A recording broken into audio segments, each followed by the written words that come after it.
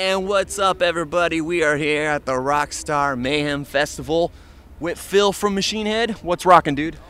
The beautiful Northern California weather, man. This is awesome. I think the last time I guess we played here with Metallica, but we haven't headlined here since 2007, so yeah, it's good to be home for sure, especially playing, the Shoreline here, and it's, kind of a monumental venue. You would come see a lot of shows here, all the Lollapaloozas, all the Ozfest, so it's good to be here. Unto the Locust, it's going to come out September 20th on Roadrunner Records. We recorded it at Green Day's Jingletown Studios.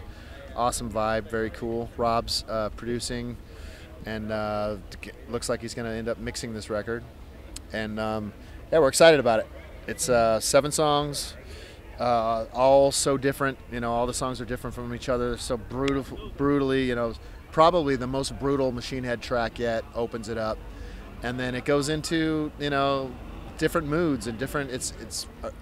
Each song is this little roller coaster ride, but the whole record is like that. It's just like these little sub stories or different chapters. Track 1's heavy, track 2 gets heavier, it keeps getting heavier. Track right? 1 is the heaviest, man.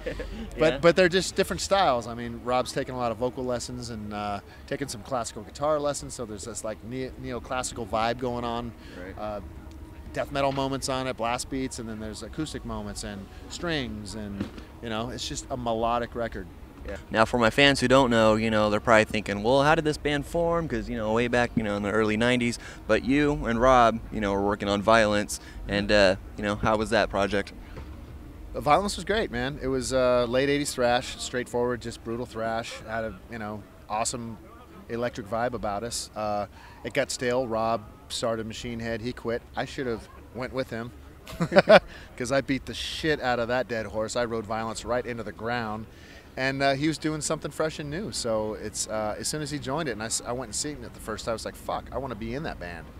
And we kept in touch over the years, and they did their thing, and I was married, and led that life for a little bit. It didn't work out, and they needed a guy, and I needed a band. So it was perfect timing for both of us. They were at their lowest point. They're just getting off of Roadrunner Records, and I just came in with like, fuck yeah, man, I've been waiting to do this. Let's go tour. Let's write some kick-ass records, and infused a little bit of energy in them, and they just fucking, it was a perfect match for that time. I needed them just as much as they needed me. Yeah. And that's helpful, when you guys can be able to support each other, and you guys want to do it, and you have the drive for it, and it's like, why not? Just go for it, right? Sure. Yeah, I mean, Rob he lives, breathes, eats, shit, sweats, everything Machine Head. He wakes up thinking about it, he dreams about it, he, goes to sleep. Everything is just about this band, and he's the front man, he's the main song structurer.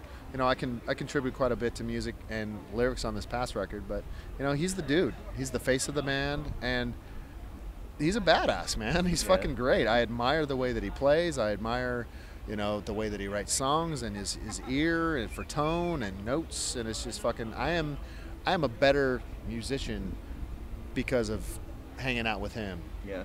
Yeah. So it's. So tell us your little background. When you first started playing music, was it something that you got inspired while you were in school, or taking music classes, or? I was a big Kiss fan. I've got jeans. I got the demon on my elbow here. I was into Kiss big time and performing. I was into performing, whether I play drums, but then it's like, drums has too many parts, man. There's too much shit to buy, and it's just like, I'm gonna play guitar, and got into Ace Frehley, and then I got into players like Ted Nugent, and got into Journey a little bit, but it was Angus Young that was just like, yeah, he's a rocker, man, and loved the shit out of AC/DC. To this day, they're my favorite, band. Right. And what's up, Charlie? How you doing, man? And so it turned into 1981 when I saw Randy Rhoads play for the first time, and it's just like, fuck, this guy blends these classical moments with the biggest nut job in the world, Ozzy, and he took these cool pieces, and so that's when I started kind of writing music a little bit. I got into Iron Maiden.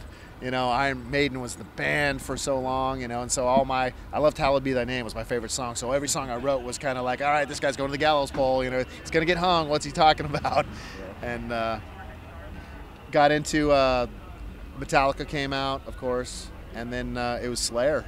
Yeah. Slayer, went and saw Slayer, and it was back when I was in high school, and I don't smoke, you know, I don't really smoke. I can't really do drugs because my brain just doesn't work that way. I'll drink, but that's right. I don't know how to do drugs. But I had smoked some hash before I saw Slayer for the first time. They were opening up for a local band called Laws Rocket. And I'm sitting there, and they come out to the theme of Halloween, and I'm just fucking stoned. And then they go into Evil Has No Boundaries, which is the first, you know, really fast beat that I've ever heard. I'm all, fuck, man, are these guys really playing that fast, or am I just fucking wasted? And so I got the record the next day, and after that, it's just like, started writing songs that would become Violent songs. Right. And Slayer was the band. Let's talk about the Mayhem Festival. You know, like you said, you know, you're a Metallica fan. Dave Mustaine, who started, you know, the Metallica thing, then went into, you know, now doing Megadeth. You know, how does it feel to, you know, be able to work with all these great bands on one big stage? It's killer. You know, it's the thing I like about this tour in particular is it's like if you were to tell somebody, you know, who asked you, hey, you know, what's a heavy metal show like, or what's heavy metal like? You know, you take them to a show like this, and you get a cross section of, you know, you got the big radio bands, and then you get, you know, the metal bands like us and Megadeth, and then you get the hard, you know, the death metal or the Suicide Silences, and, you know, the All Shall Perishes, and but then, you know, there's the Caius-y clutchy band too, Red Fang's playing, and you get every, don't watch your back there. Bam! Go see the camera go whoop. So you get a cross section of it. So right. it's a great place where they really make it friendly. It's really band friendly as to where they make you mix together, like they'll hold mixers and like, hey, you're gonna host it this night, here's some money to, you know, host your night, and everybody gets together and just kind of, it's awesome. It's a great vibe. So what's a typical day like for you, you know, on these type of tours? I mean, yeah, this is the second day, but what have you been doing so far?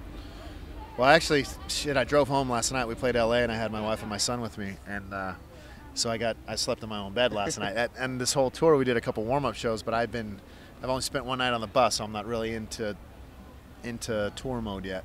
But what I usually do is just, you know, wake up, have a bowl of cereal or something, and then start doing press. Then get ready to play, warm up and play. You do a lot of warm-ups before you play? Yeah, I warm up about an hour before, you know. Yeah. So it's nice to be in the warmer climates in the summer tours, so it doesn't take as long. But sometimes when you do the winter tours, it's like you just cramp up and like Yeah. Yeah, we played with Metallica one time, and not to no fault of theirs, but we had like a truck container to warm up in. It was like a freezer. So you struggle to warm up sometimes. Yeah, but it happens. But you know, summertime, hot, sweating. It's fun though. It's awesome. It's awesome. Blood, sweat, and tears. Right here. Phil from Machine Head, thank you so much, man. Thanks for having me. All right, here on the Vinnie Langdon Show. We got more interviews coming your way here all weekend long. Vinnie Langdon Show.